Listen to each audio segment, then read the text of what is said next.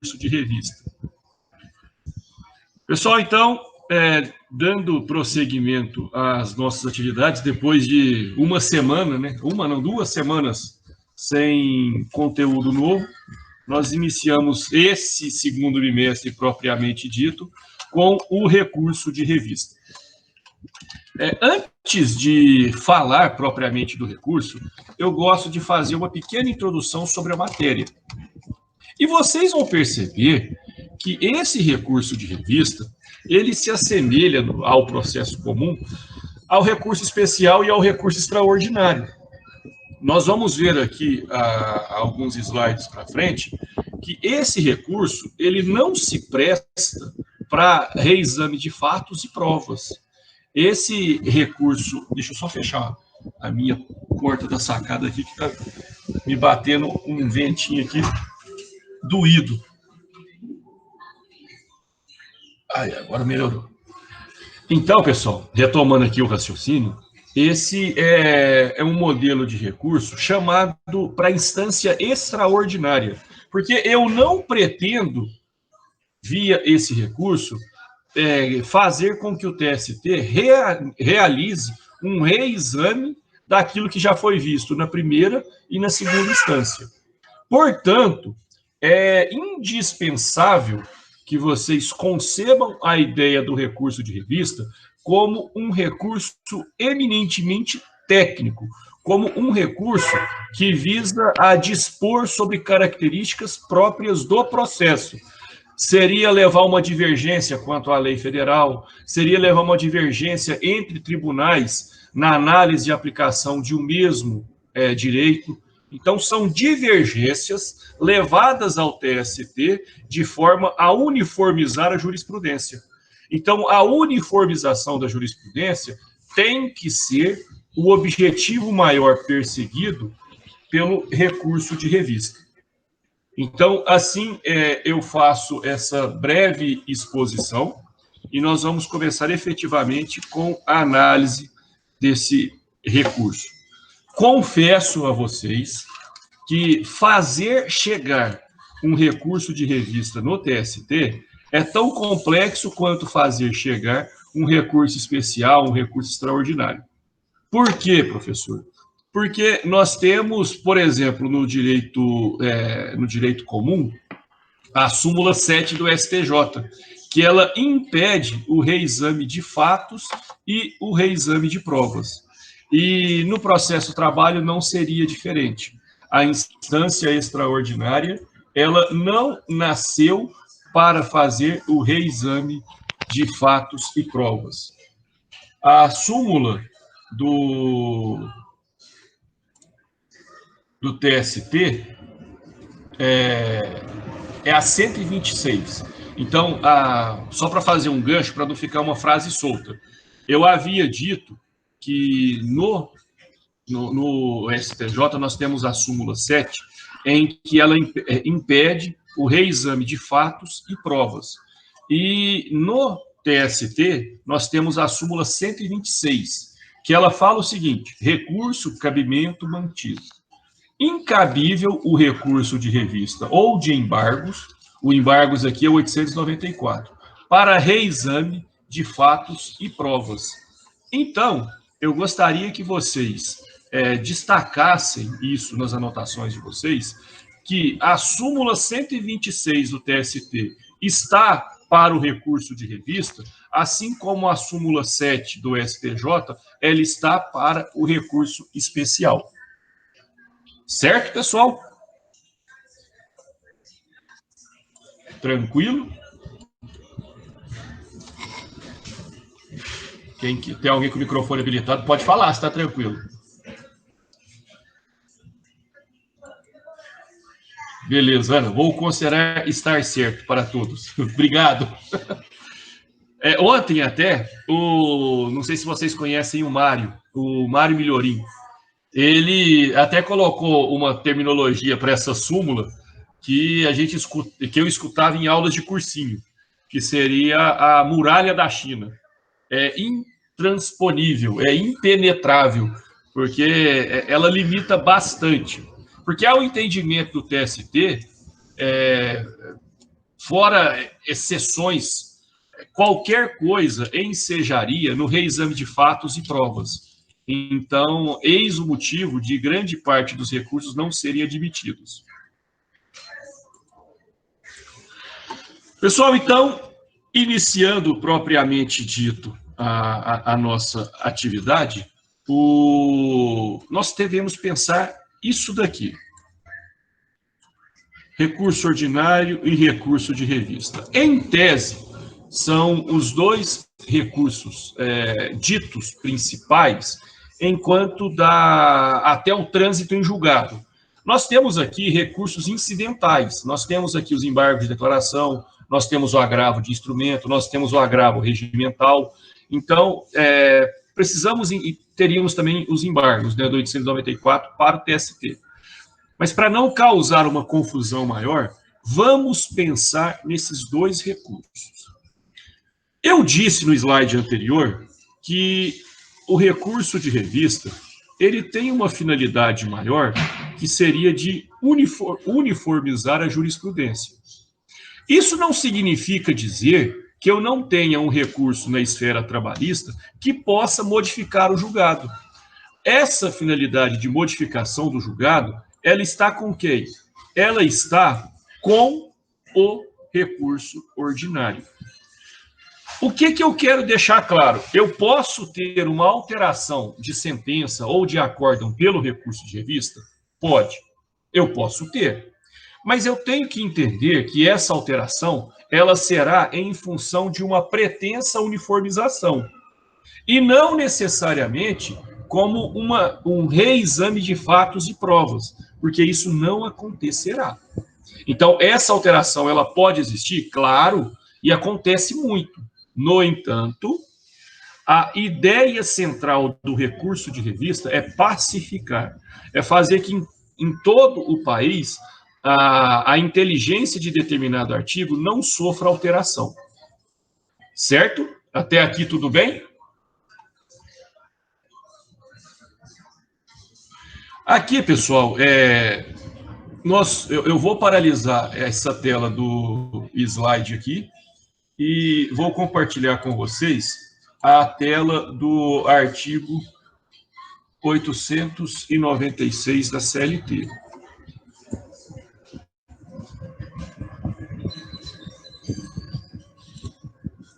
Vocês estão vendo aqui a tela em PDF, não estão?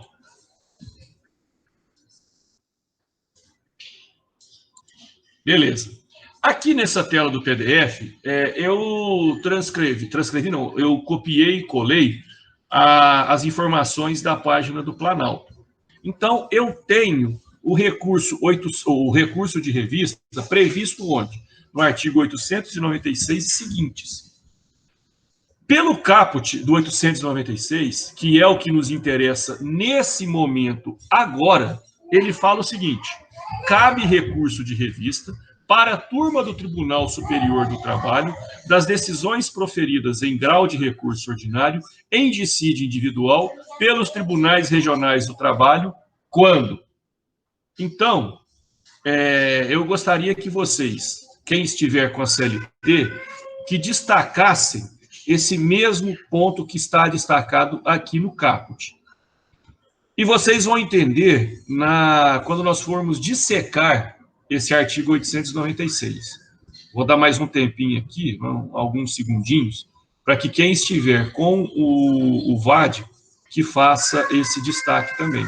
Lembrando que eu já vi perguntas de concurso e do exame de ordem, perguntando, por exemplo, se o recurso de revista, ele somente poderia ser utilizado como... ele somente seria cabível em dissídio individual ou dissídio coletivo que apresente divergência quanto à convenção coletiva. Assim, e essa prova não era de consulta, então era a primeira fase. Então, nesse caso, se você estivesse consultando, ficaria tranquilo a resposta, uma vez que o caput ele prevê apenas a utilização desse recurso quando estivermos diante de um dissídio individual. Certo? Então, tendo dado o tempo de todo mundo fazer o destaque no VAD, vamos voltar aqui para o slide.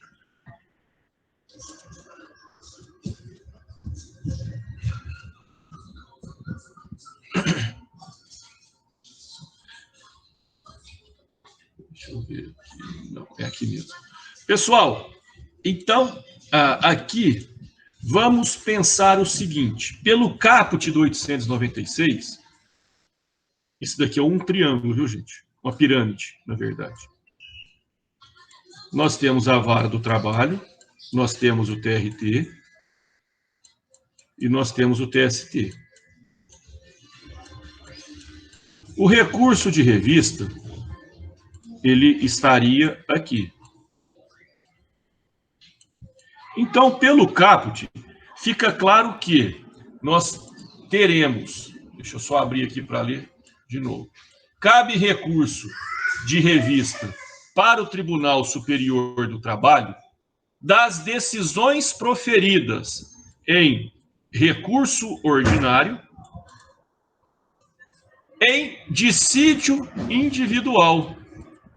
Ou seja, o processo ele nasce na vara do trabalho, ele sobe para o TRT via recurso ordinário e esse acórdão aqui ele vai ensejar o recurso de revista.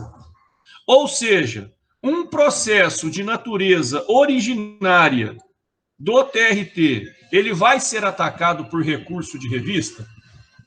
Alguém me responda, por favor. Um processo que nasça no TRT, ele vai ser atacado por recurso de revista? Não, né, professor? Ele não será atacado. E ele não será atacado por uma explicação lógica. Seja pelo caput do 896, que determina que esse processo esteja no TRT em grau recursal, ou pelo inciso 2 do 895, que ele fala que da decisão terminativa em instância originária proferida pelo tribunal, será admitido o recurso ordinário. E, nesse caso, não aplica-se a fungibilidade. Então, se porventura o advogado confundir-se e, ao invés de interpor o recurso ordinário, ele venha a interpor o recurso de revista, não será aplicado o princípio da fungibilidade. Certo? Professor. Oi. A ideia, então, o cabimento é só para a segunda vista. Nascendo no tribunal, não terá jamais a chance da segunda vista. Ele não nasce. Na verdade, eu prefiro dizer que o cabimento do recurso de revista, ele está intimamente ligado a dois pressupostos, que é o que nós vamos tratar, que é o pré-questionamento e a transcendência ou relevância. E o que nós precisamos entender? A existência do recurso de revista está na possibilidade de uma análise pelo órgão extraordinário. Por quê? Porque nós precisamos entender que o segundo grau de jurisdição ele já terá sido completo quando da análise do seu recurso ordinário. Então, a possibilidade de modificar via análise de fatos e provas, ela encerrou-se no TRT. Beleza, e se for, por exemplo, para recorrer via recurso extraordinário, tem que esgotar todas essas instâncias dentro da Justiça do Trabalho? Tem que esgotar. Tem que esgotar. Por exemplo, quando que eu terei esgotadas as vias jurisdicionais trabalhistas? Nós vamos tratar disso alguns slides para frente. Mas pensa a seguinte situação. Nós temos um recurso ordinário e esse recurso ordinário tem seu acórdão. Do acórdão eu não concordo e interponho o recurso de revista. O meu recurso de revista, ele não passa pelo primeiro juiz de admissibilidade. Então, denegou segmento, agravo de instrumento. Eu agravo. O meu recurso chegou. Monocraticamente, o relator me deu bomba. Acabou, esgotei as instâncias trabalhistas. Então, assim, a gente precisa entender que antes de utilizar-se o recurso especial ou o recurso extraordinário, eu preciso entender que na esfera trabalhista eu já tenho um recurso que ele ataca decisões conflitantes à lei federal e à Constituição Federal. Correto. Valeu, pessoal.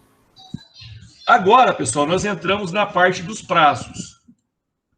É um recurso que, assim como todos os demais, à exceção dos embargos de declaração, ele tem a uniformização. Ou seja, 8 dias para recorrer e o mesmo prazo de 8 dias para contrarrazoar. Da mesma forma como acontece com qualquer outro recurso, a oposição de embargos de declaração tempestivos e representados enseja na interrupção do prazo do recurso principal. Certo? Quanto ao prazo, a gente não precisa levar tanto tempo, porque nós já tratamos da uniformização. Então, o que vocês precisam lembrar-se? É um recurso que aplica a uniformização do prazo recursal. Lembrando que, na Justiça do Trabalho, o único recurso que foge a essa regra são os embargos de declaração a serem opostos nos 5 dias. Quanto ao preparo, não é um recurso isento. Ou seja, o preparo, ele é parte do primeiro juízo de admissibilidade. As custas nós já tratamos e as isenções nós também já tratamos. O que eu quero focar com vocês? Depósito recursal. Atualmente, o valor do depósito recursal para o recurso de revista, R$ 19.657,02. Com um detalhe, esse valor aqui é o valor máximo. Lembrando, o depósito recursal na Justiça do Trabalho, ele tem 2 finalidades. A primeira finalidade é uma taxa, é um pressuposto extrínseco de admissibilidade, e a segunda finalidade, garantir a eventual execução. É provar para o juiz que você não está recorrendo para atrasar o cumprimento de uma obrigação. Então, pelo depósito recursal, eu preciso entender que a condenação ela deve estar garantida. Vamos trazer isso para um caso prático. Pensa em uma condenação em R$ 25 mil, em primeiro grau. A parte descontente, o reclamado, né, no caso, descontente, ele vai interpõe o recurso ordinário. Então, vamos pensar que o recurso ordinário, porque eu não me recordo o valor ao certo, R$ 9 mil.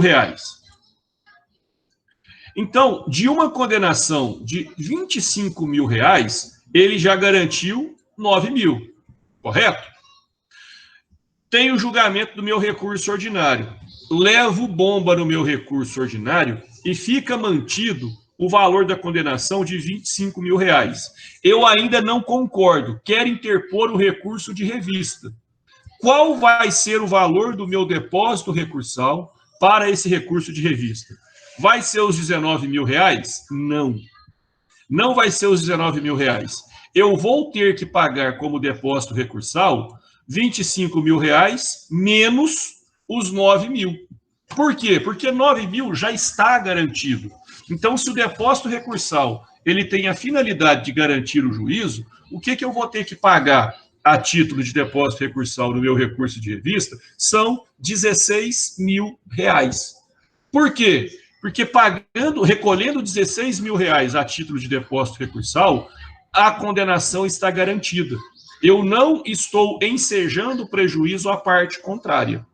Agora, se a minha condenação fosse, no lugar de 25, 30 mil reais, eu teria que pagar os 19 mil reais? Teria.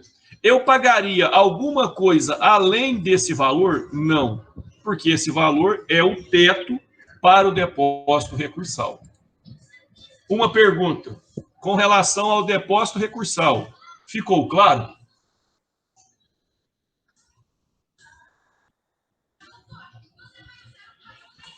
Alguém? Obrigado. Pessoal, não sintam vergonha de perguntar, viu? Por favor. Aqui somos todos amigos. Não existe pergunta ruim, não existe pergunta boba. A única bobagem que existe é ficar com dúvida. Toda pergunta ela tem relevância e pode ser a dúvida de alguém. Aqui, pessoal, eu brinquei ontem com os alunos que eu fui educado através de desenhos. Então, eu sempre, desde a época da minha graduação, eu sempre gostei de fazer esses desenhos. Aí depois eu descobri que o nome disso, ou o nome de esqueminhas, pode ser dado como mapa mental. Na minha época era só mesmo desenho, rabisco. Eu nunca tinha ouvido falar de mapa mental. Então, voltando a falar, Selma, daquela questão do cabimento, o que eu tenho que compreender? Eu tenho aqui, antes do meu recurso, eu tenho aqui uma reclamatória. Dessa reclamatória, que vai ser processada na vara do trabalho, eu não concordo com a decisão. O que eu faço? Eu faço chegar no TRT o meu recurso ordinário. Aí esse meu recurso ordinário, ele vai ensejar uma decisão, também conhecida como acórdão. Caso eu não concorde com essa decisão, eu preciso, via recurso de revista, fazer ou tentar fazer chegar no TST. Aí é que vem aqueles conceitos que eu passei para vocês. Primeiro, é necessário que seja dissídios individuais, é necessário que essa ação tenha nascido no primeiro grau de jurisdição. E por que eu coloco o primeiro grau de jurisdição? Porque esse é imutável. Eu não poderia colocar no lugar de primeiro grau de jurisdição competência originária, certo? Então, não confundam primeiro grau de jurisdição com competência originária. Competência originária, ela será exercida tanto pela vara do trabalho quanto pelo TRT. Agora, o primeiro grau de jurisdição, obrigatoriamente, implica no nascimento da ação na vara do trabalho. E, talvez, e na minha compreensão, o conceito mais relevante, o processo estará no TRT exclusivamente em função de um recurso. Certo? E aquilo que eu disse lá no primeiro slide, somente chegará no TST matéria relevante. Matéria que tenha a finalidade de uniformizar a jurisprudência. Porque se não for para unificar a jurisprudência, não faz sentido. Você aumentaria a insegurança jurídica quanto aos temas. Ou seja, você ficaria refém de uma subjetividade excessiva, o que tem que ser combatido a todo momento. Pessoal, até aqui tudo bem? Tudo tranquilo? Podemos prosseguir? Dúvidas? Gente... Professor, alguma... Pode falar. Eu ia falar exatamente isso. Habilitem o microfone e falai-vos. Estou lembrando aqui de uma época que eu trabalhava e que gerou uma polêmica imensa sobre o adicional de insalubridade, se ele seria cabível, sobre o salário mínimo nacional, sobre o mínimo regional, porque na época tinha mínimo regional em São Paulo, Rio, ou se seria sobre o mínimo da categoria, né? Então, na ocasião, eu lia as matérias, mas só que eu não entendi absolutamente nada, porque eu não estava estudando recurso de revista, né? Então, eu não tinha noção alguma. Eu pensava o seguinte, deve ser sobre qualquer mínimo desse que está correto. Olha como que é interessante acompanhar o estudo, né, dos recursos. Esse tipo de situação vai para o TST exatamente porque não tem nada a ver com fato, não tem nada a ver com prova, tem a ver com interpretação de lei, né? Exatamente. E, inclusive, foi pacificado pelo TST que, em que pese, e isso é uma coisa que eu batia muito, pedindo a insalubridade pelo mínimo da categoria. O salário mínimo, ele é vedado como indexador para qualquer finalidade. Então, desde você não... o plano real, não é isso, professor? Exatamente. Desde aquela lei do... O salário mínimo, ele não é indexador. No entanto, sob o argumento de pacificar, o TST ele entendeu como necessário um paradigma ou um indexador geral para todos. E Certo. a partir daí, o salário mínimo, mesmo sem poder, tornou-se um indexador para fins de fixação do adicional de insalubridade. Muito boa a colocação. É o único que vai atender à uniformização, porque, imagina, piso regional, cada um tem o seu, vamos imaginar. Atualmente, acho que nem se fala mais, né, em piso regional, né, professor? Depois da reforma trabalhista, é até uma coisa que quem tiver possibilidade, aprofundem na questão do trabalho do direito sindical. A partir de 2017, o número de convenções coletivas ela só vem caindo. Porque a convenção coletiva ela é gratuita. Então, o que o sindicato tem, os sindicatos, grande parte, tem optado por fazer? Para levantar receita, eles estão fazendo acordo coletivo. Por empresa, né? Porque o acordo tem que haver uma contrapartida financeira. E hoje o sindicato ele não está tendo tanta receita como ele tinha antigamente. Então, é um ponto muito interessante. Essa reforma ela foi anacrônica ou antagônica, não sei que termo que eu posso usar, do seguinte sentido: da mesma forma que retirou a contribuição sindical obrigatória, aumentou o poder de fogo dos sindicatos, dando a prevalência do negociado sobre o legislado. Então, isso ficou pacífico, que sindicato de gaveta vai ter que morrer, porque quem não souber lutar nesse momento não vai... não, já está acontecendo isso. Tem alguns colegas que chamam a lei de deforma trabalhista. Eu estou gostando. Em alguns trechos, dessa lei. Em alguns trechos eu até concordo que ela deformou bastante. Pessoal, mas mais tem ponto bom também, né, professor? Tem não, inclusive aqui, deixa eu ver se é o próximo slide, não, daqui 2 slides, eu vou elogiar a reforma trabalhista. Beleza, vamos lá, obrigada. Porque é algo que eu já passei muita raiva antes de 2017. Pessoal, alguma outra pergunta? Habilitai-vos vossos microfones e falai-vos. Ninguém? Não mesmo? Ok. Prosseguindo. Quanto ao juízo de admissibilidade, aqui não foge à regra. Qual regra, professor? Do duplo juízo. Eu tenho, então, o juízo a cor e o juízo a de quem? Por expressa previsão legal, o juízo a cor, a interposição do seu recurso de revista, será perante o presidente do TRT. Portanto, o primeiro juízo de admissibilidade do seu recurso de revista, ele será feito pelo presidente do TRT, podendo, eventualmente, ser designado um outro magistrado para essa finalidade. Detalhe, e nunca é demais rememorar, a transcendência, ou seja, a relevância, não é matéria de objeto do primeiro juízo. A relevância, a transcendência, não é matéria de análise do primeiro juízo de admissibilidade. Nunca se esqueçam disso.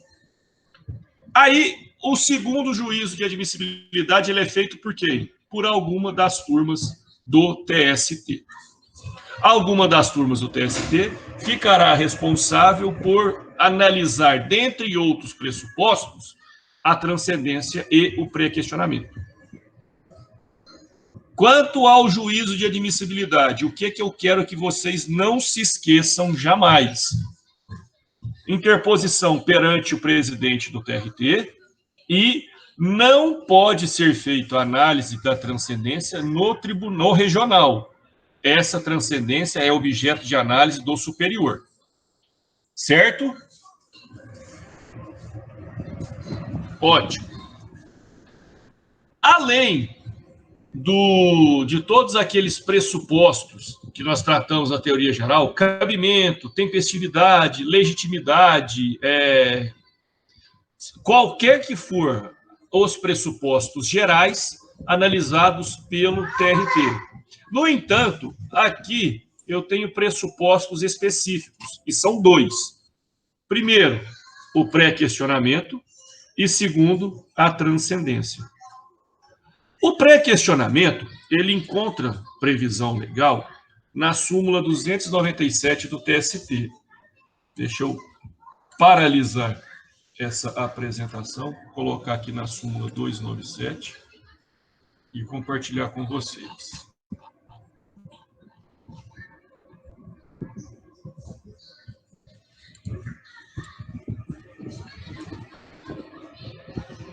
E já vou deixar aqui também. Só um minuto, deixa eu voltar para cá.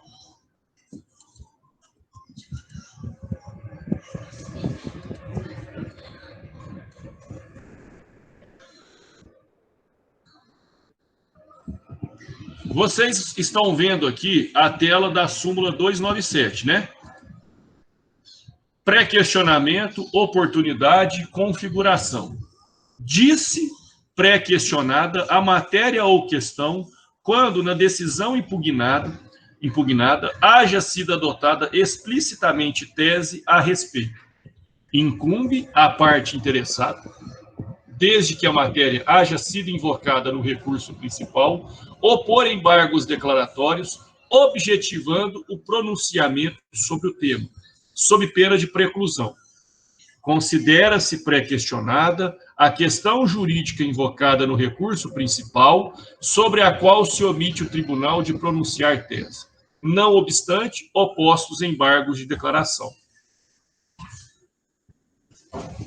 Vocês estão vendo agora a tela de súmulas? Ou não?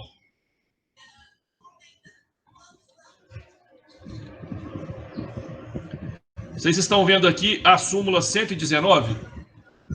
Sim, né? Pré-questionamento inexigível, violação nascida na própria decisão recorrida. Súmula 297 do TST, inaplicável. É inexigível o pré-questionamento quando a violação indicada houver nascido na própria decisão recorrida. Inaplicável a súmula 297. Pois bem, vamos voltar agora lá para o nosso slide, que seria o nosso quadro negro.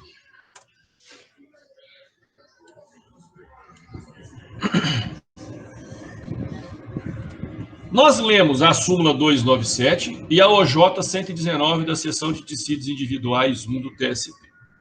Então, nós entendemos que o pré-questionamento, ele é um pressuposto. Ótimo, muito interessante. Mas o que é efetivamente pré-questionar?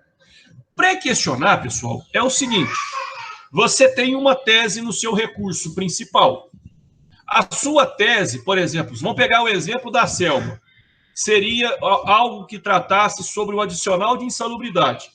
Na sua petição inicial, você fundamentou que o adicional de insalubridade ele não poderia ser calculado sobre o salário mínimo. E você mantém isso. Sua ação é essa. Você leva a bomba no primeiro grau. Você recorre. Seu recurso principal, você continua falando que o salário mínimo não é indexador, que tem que procurar outra base de cálculo e tal, e vai e fundamenta. Toma bomba. Qual é a sua tese que você quer levar para o TST? É de que o salário mínimo não é indexador. Então, o que é pré-questionar? É chegar para o TRT e falar: TRT, vem cá. Eu, João Paulo, entendo que você está julgando errado. E você está julgando errado porque você não está levando em consideração a minha tese. Então, via embargos de declaração, eu quero que você me responda por qual motivo você não está aplicando a tese que eu entendo como correta. Isso é pré-questionar. Isso é provocar o tribunal para que ele se manifeste a respeito da sua tese. Por quê? Porque aí eu crio uma divergência entre a minha tese principal e a tese entendida pelo tribunal, e essa divergência é o que eu tento fazer chegar no TST. Então, pré-questionar é levar a debate um tema que já consta da sua tese. Por isso que o inciso 2, ele fala que eu só posso pré-questionar tese que esteja no meu recurso principal. Eu posso criar uma tese entre o meu recurso principal e o acórdão? Não. Eu não posso criar uma tese. Se ela não faz parte do meu recurso, significa que eu concordo com aquilo que está sendo aplicado. Certo? Então, se algum dia vocês forem perguntados se é possível embargar, pré-questionar matéria que não componha a sua tese do recurso principal, a resposta é não. Não é possível. Onde que está escrito isso? Na súmula 297 do TST. Quanto ao ato, quanto ao que é o pré-questionamento, alguém ficou com alguma dúvida? Alguém tem alguma pergunta a fazer? Podem habilitar o microfone. Sem nenhuma dúvida? Gente, quando isso acontece, fica parecendo que o professor é top, porque não tem pergunta. E, na verdade, eu quero que vocês fiquem completamente sem dúvida alguma. Porque é um recurso muito específico e ele é um recurso que ele pode criar alguns embaraços. Então, a mínima dúvida que seja, apresente e vamos debatê-lo. Então, oi. João, então, quando você explicou lá atrás os embargos, né, de declaração, a gente lembrou da sua pergunta sobre os embargos protelatórios. Então, de qualquer forma, mesmo que seja protelatório, o embargo vai valer, nesse caso, como um juízo de admissibilidade para o pré-questionamento.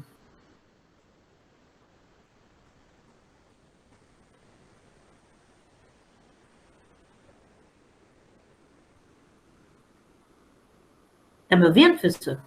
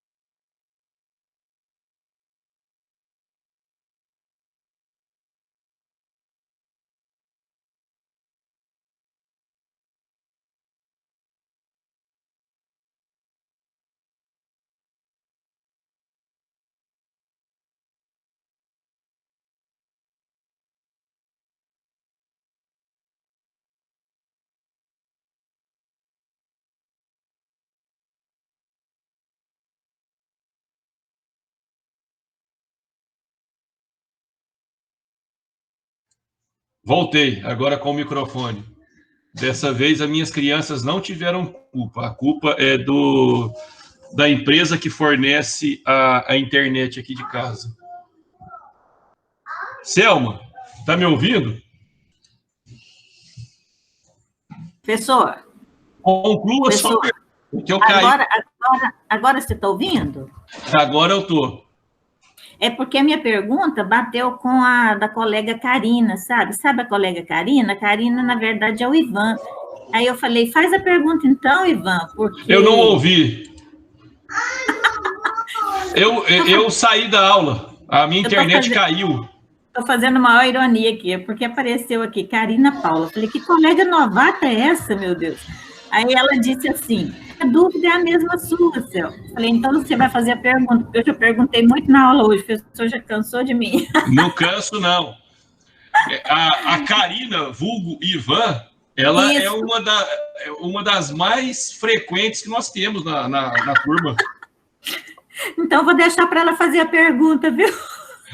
Não vou falar ela não, porque o Ivan vai ficar bravo com nós depois. Ele já Ivan, ele gostou. Manda a pergunta, Ivan.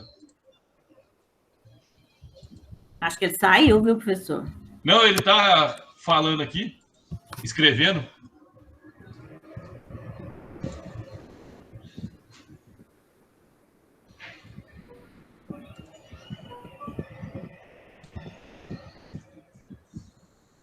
Ou ele está escrevendo. Selma, ele falou para você perguntar. Então, a pergunta era assim: quando você ensinou os embargos de declaração, que você mencionou sobre os protelatórios, né? Então, nesse caso, ainda que sejam protelatórios, os embargos nessa situação, eles valerão como o pré-questionamento, no caso Selma, de admissibilidade. Muito boa a sua pergunta. Os embargos de declaração utilizados com a finalidade de pré-questionamento, ainda que não tenha omissão, obscuridade, contradição, eles não serão protelatórios. Inclusive, é lícito ao advogado, quando ele opor esses embargos no segundo grau, que ele coloque, venha a presença de Vossa Excelência, por intermédio de seu procurador que a subscreve, opor embargos de declaração com finalidade de pré-questionamento, o que faz nos seguintes termos. Então, não serão protelatórios. Muito boa a sua pergunta. Legal. A sua e a do Ivan também, né? Então, não tem possibilidade de ser considerados protelatórios. Beleza. Pessoal, aqui nós estávamos falando, então, do pré-questionamento. Quando a Selma me perguntou, faltaria eu acabar de explicar isso daqui, ó. Deixa eu só colocar um marca-texto, não acaba. Vocês viram que a orientação jurisprudencial, ela fala de uma hipótese em que eu não preciso pré-questionar. Quando seria isso? É quando a alteração acontecer durante o julgamento do meu recurso. Isso aconteceu comigo. Eu, João Paulo, eu tinha um processo contra uma empresa em que eu estava advogando para o reclamante e estava alegando que a terceirização era ilícita. Enquanto isso, lá no STF, desde 2014, estavam paralisados alguns processos por conta de repercussão geral. Ponto. Esse meu recurso ele foi em 2017. Teve um de 2015 e teve esse de 2017. Esse de 2017, o relator no TRT, ele falou, vamos esperar, porque eu tenho esse processo aqui, que ele terá repercussão, inclusive, nessa ação. Meu processo ficou parado. Teve o julgamento lá no STF, julgou no TST, e o meu processo voltou a caminhar. Só que um detalhe, quando eu ganhei parcialmente em primeiro grau, a terceirização foi reconhecida como ilícita, porque era a atividade fim da empresa tomadora de serviço. Aí, o que aconteceu? Eu recorri pedindo para que fosse aumentadas as responsabilidades e a empresa recorreu falando que não era ilícita a terceirização. O que aconteceu? O processo parou. Então, aquilo que eu ganhei aqui ficou parado. Quando o STF reconheceu a licitude da terceirização. Quando o TST passou a admitir, o que aconteceu? Houve uma divergência que eu não tive tempo de atacar no meu recurso.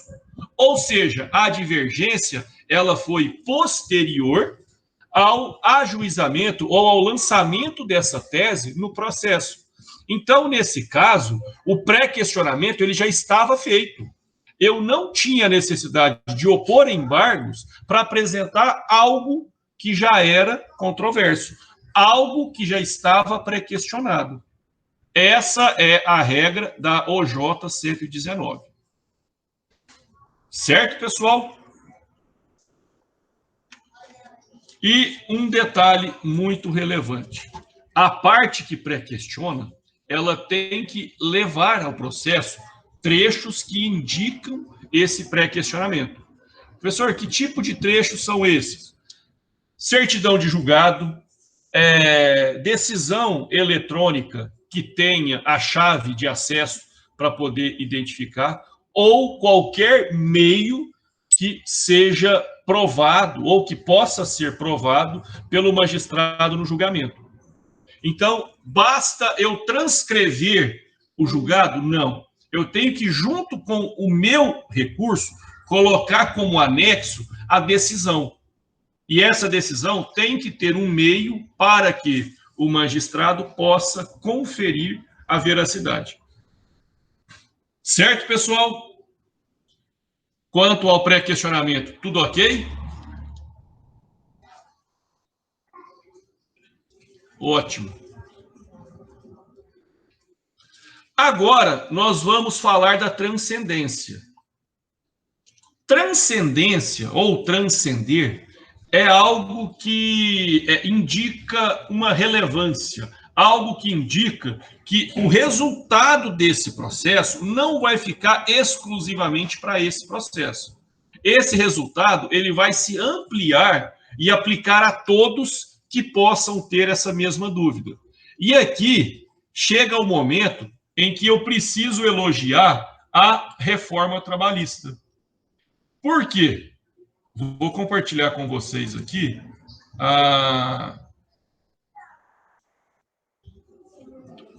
o PDF. Cadê o PDF? Tá aqui.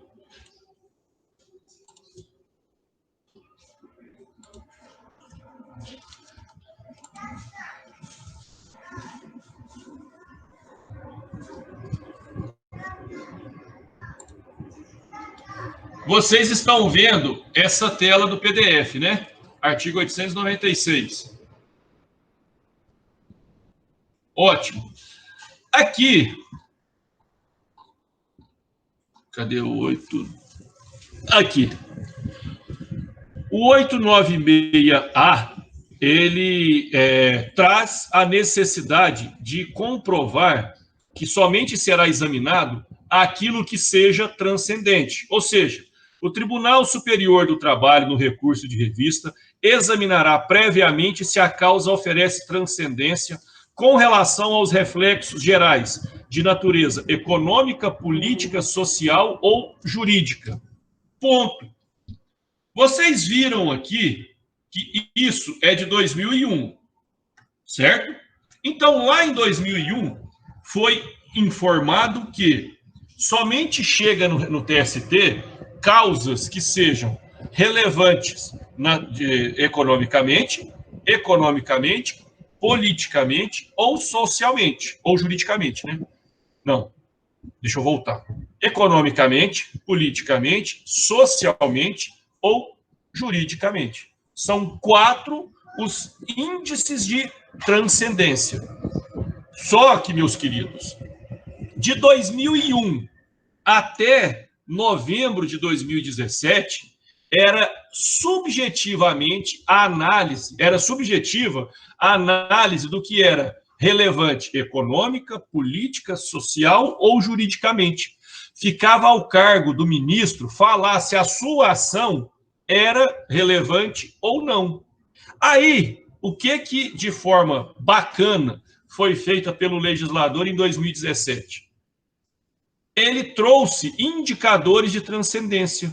Ou seja, além desses, Podem existir outros? Claro.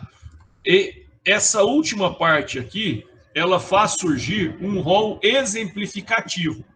Então, vamos lá. O parágrafo primeiro, ele fala: são indicadores de transcendência, entre outros: econômica, elevado valor da causa; política, o desrespeito da instância recorrida à jurisprudência sumulada do Tribunal Superior do Trabalho ou do STF; social, a postulação por reclamante recorrente de direito social constitucionalmente assegurado; jurídico, a existência de questão nova em torno da interpretação da legislação trabalhista. Ou seja, essa intervenção da reforma trabalhista, ela tirou um excesso de subjetividade. Ela passou, então, a ter reconhecidos índices próprios de transcendência. Aí é onde eu coloco isso daqui. Bem torto, mas é isso daqui. Volto a frisar. Esse rol é taxativo? Não. O relator ele pode entender outras condições que demonstrem essa transcendência. Mas, quando estiver diante dessa situação, já está demonstrada a transcendência, ainda que o ministro pense de forma distinta. Certo? Então, a transcendência, ela é demonstrar que algo extrapola os limites daquele processo. Certo? Então, como eu havia dito lá atrás, na parte do juízo de admissibilidade, a transcendência, ela será analisada pelo TST. Aí, Selma, entra naquela questão de esgotamento da instância trabalhista. Essa regra aqui, na verdade, essas três regras, ela demonstra que, chegando no TST, via agravo de instrumento, e esse agravo de instrumento, ele não é admitido, não cabe recurso. Pensando que você subiu sem agravo, o seu recurso de revista foi monocraticamente negado, você vai agravar também para o pleno. Se o pleno falar que não tem a transcendência, o seu recurso não cabe mais nenhum debate no TST. Da mesma forma, na manutenção do voto, não caberá recurso. Ou seja, os embargos previstos no 894, ele exige que haja uma divergência dentro do próprio pleno. Não havendo essa divergência, consequentemente, não haverá hipóteses para o cabimento desse processo. Pessoal, a parte que eu havia previsto para hoje era isso. Já ultrapassei o período previsto para a nossa aula, que seria de 1 hora e 5. Essa parte da fundamentação jurídica, nós vamos deixar para a próxima aula, para que não fique muito cansativo. Então, aqui eu pergunto para vocês, quanto ao que foi falado, existem alguma dúvida? Ou existe alguma dúvida? Eis o momento de perguntas. Vamos fazer um negócio diferente? Ana, Camila, Gabriela, Ivan e Selma. Cada um de vocês apresente ou um ponto que vocês acharam mais fácil. Eu entendi tudo que foi dito, não fiquei com dúvida e achei bacana essa parte. Ou então, professor, me explique de novo essa parte. Vamos lá, vamos começar por ordem alfabética. Ana, suas considerações ou sua pergunta?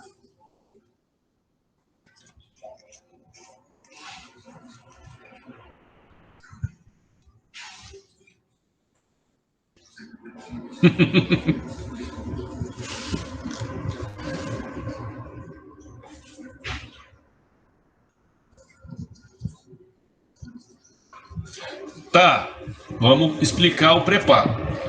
A parte das custas, tudo ok, né? Vamos supor, se você tiver que comprovar o recolhimento das custas, você continua tendo que fazer. Agora, o depósito recursal, o máximo que você vai pagar é os 19 mil, deixa eu abrir aqui para pegar o valor, 267, salvo engano é isso mesmo. O máximo, 657. O máximo que você vai pagar é esse valor. Vamos supor que a sua condenação seja de 13 mil reais. Se você já pagou 9 mil reais para poder recorrer, consequentemente, se você tivesse que pagar 19 mil reais, você teria um valor acima do da própria condenação. E não é essa a finalidade. Se a finalidade é garantir a execução, a partir do momento que você já comprovou que todo o valor da condenação está depositado no processo, você não precisa garantir mais nada. Seria somente isso. Se você foi condenado a 13 e já pagou os 13 mil a título de recurso, você não vai ser exigido mais o recolhimento desse depósito, porque já está garantido. Conseguiu entender? Mas assim, sério mesmo, se ficou com dúvida, a gente volta, faz um desenho, eu tento escrever aqui para ficar claro. E dessa vez eu não escrevo pelo mouse, não. A gente faz anotação. Eu só quero que fique 100% claro.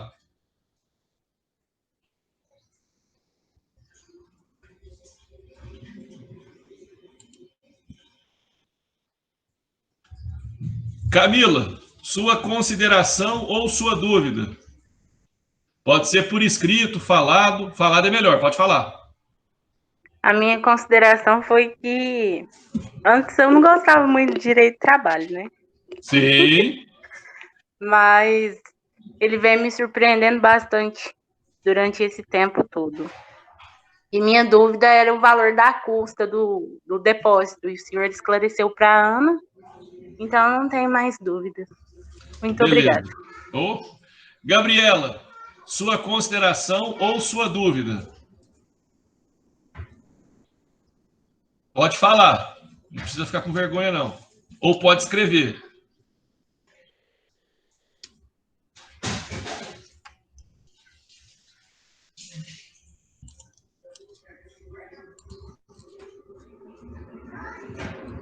A Gabriela não está mais entre nós. Está fingindo de muda. Ô, Gabriela, não faz isso, não. Fala com a gente. Ivan, enquanto a Gabriela digita, ou até que ela volte para a nossa vida. Ivan, sua consideração ou sua dúvida? Professor, bom dia. Está ouvindo aí? Bom dia. Bem. Bom dia. A minha dúvida ainda é sobre os embargos. Eles devem ser feitos apenas no tribunal ou tem que ser feito no primeiro grau? Boa antes de interpor demais. o recurso ordinário. Boa demais. Vamos falar de pressupostos. Você viu que eu até mexi na cadeira aqui. A pergunta... eu tinha esquecido de falar isso. O pré-questionamento, ele é um pressuposto para o recurso ordinário ou para o recurso de revista? Para o recurso de revista. Nessa possibilidade, o que acontece? Eu não preciso pré-questionar em primeiro grau. O pré-questionamento, ele só serve no segundo. Por quê? Eu tenho que pré-questionar a tese do meu recurso principal. Professor, então é errado eu pré-questionar a matéria em primeiro grau? Eu nem trato como certo ou errado. Eu trato como não é necessário.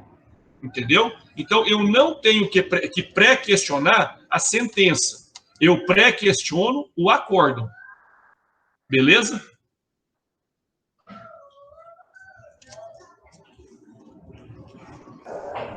Beleza. Ficou claro? Claríssimo. Não, beleza, então.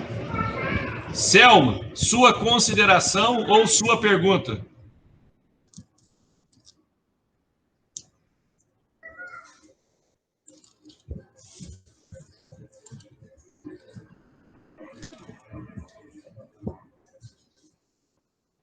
Selma?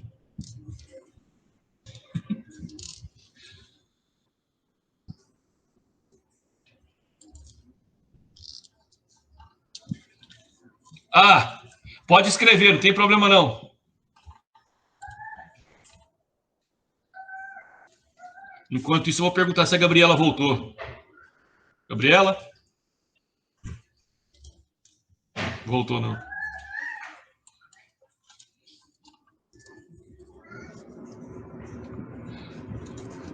Pessoal, essa dúvida que o Ivan trouxe aqui para a aula, por vezes, alguns juízes consideravam protelatórios os embargos. No entanto, isso era algo que era reformado no tribunal. Então, é uma dúvida que acomete os advogados como um todo. Porque o processo, pelo menos eu tenho muito medo da preclusão. Para evitar a preclusão, eu prefiro pecar pelo excesso. Mas o pecar, ele é grave tanto para o bem quanto para o mal. Então, se eu me excedo, se eu apresento uma ferramenta que, embora legalmente não seja cabível para aquele fato, eu estou cometendo um erro. No entanto, eu errei para tentar melhorar, certo? Então, o pré-questionamento, embora alguns advogados o façam em primeira instância, não tem finalidade de pré-questionar nada. Simplesmente porque o pré-questionamento não é um requisito para o recurso ordinário. Selma, voltou o microfone? Ah, tá, se inscreveu.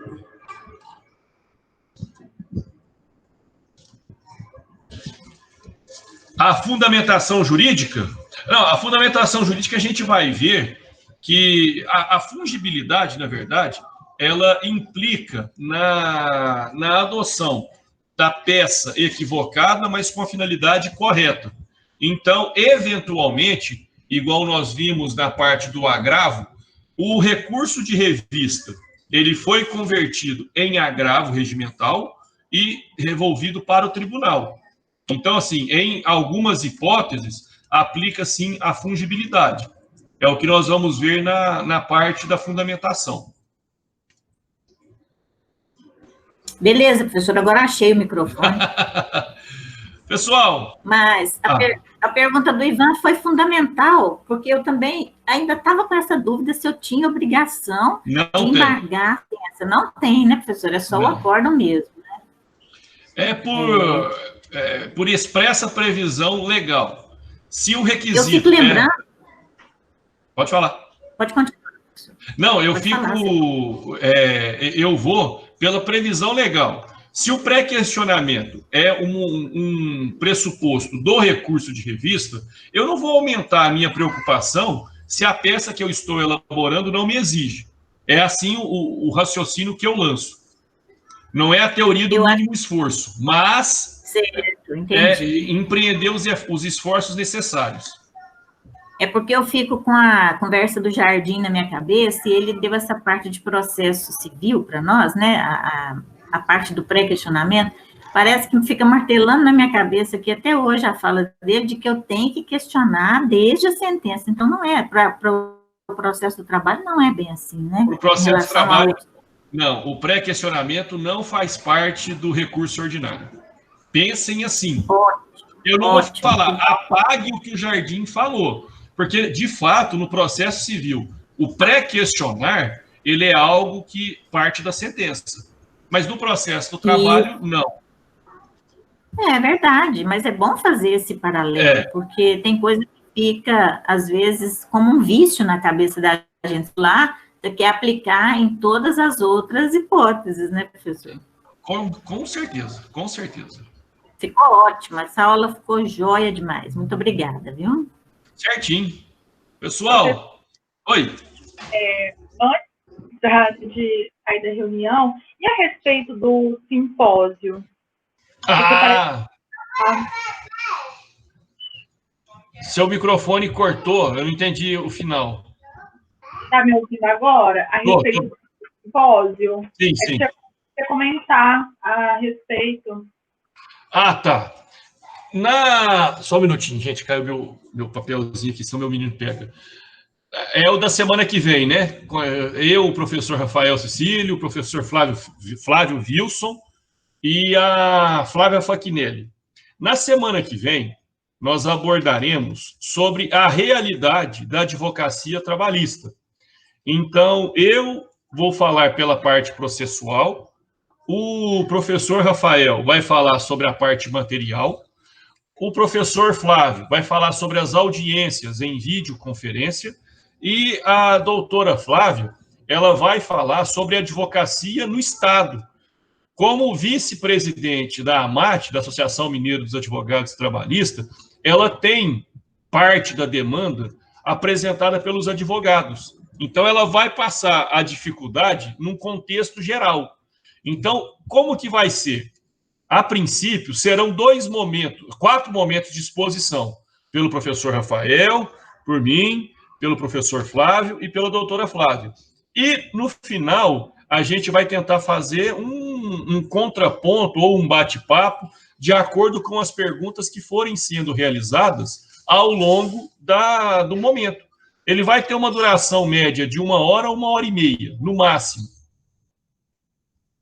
E vale 3 horas complementares, o que é uma coisa muito importante para alunos no último ano de graduação que ainda não tenham preenchidos as horas e que estejam inseridos num contexto de pandemia.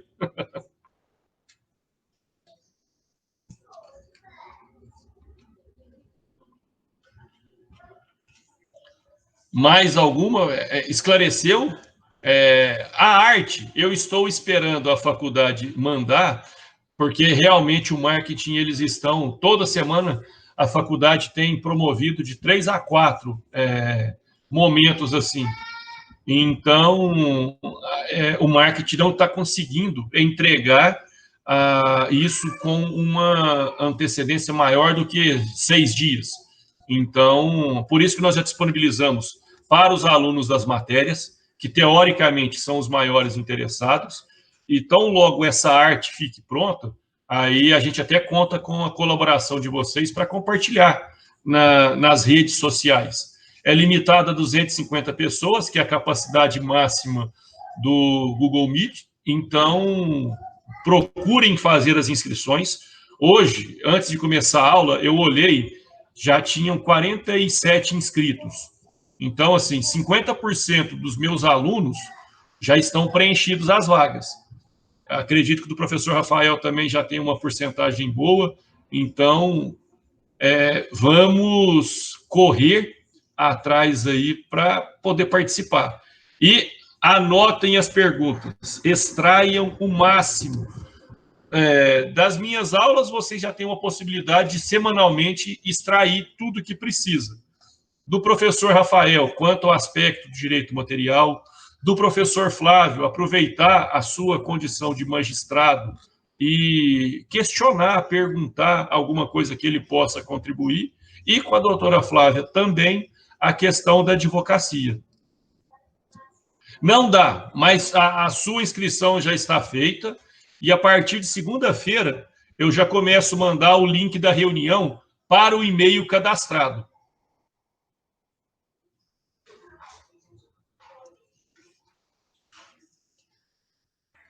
Pessoal, mais alguma pergunta?